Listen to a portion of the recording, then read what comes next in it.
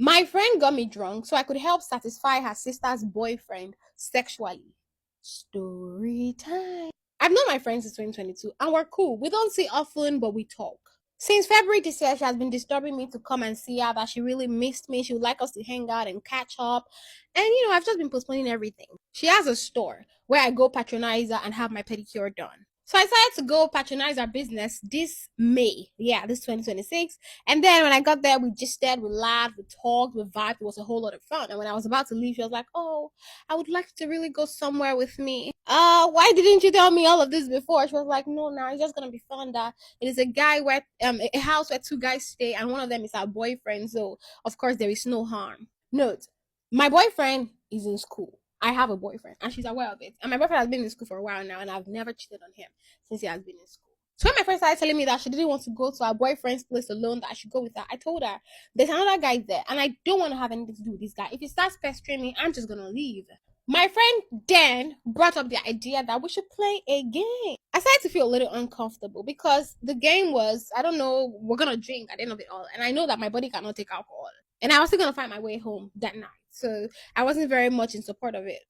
And the guys went to buy the alcohol.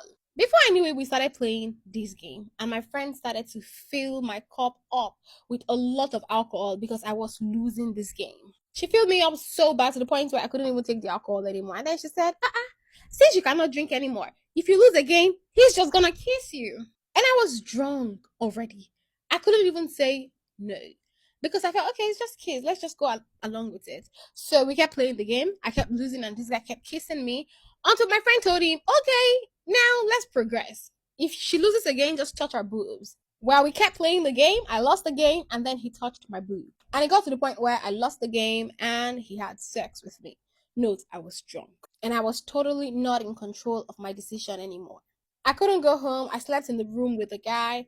And my friend went along to sleep in her boyfriend's room since that was what she called him. The next morning when I woke up, I realized everything that had happened and I was so angry.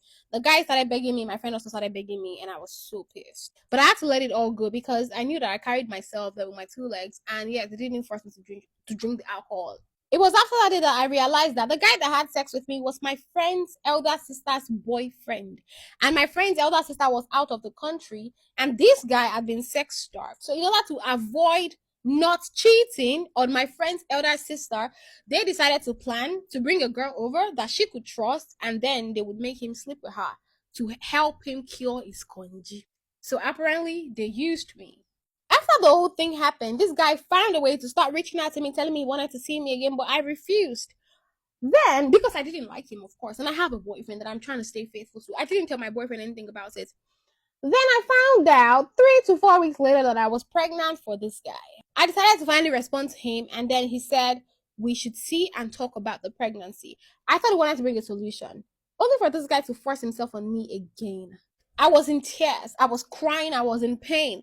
But the more I cried, the more he seemed to be enjoying it. I cried and I went over to my friend's store to tell her everything that had happened, and immediately she called the guy to tell him about everything.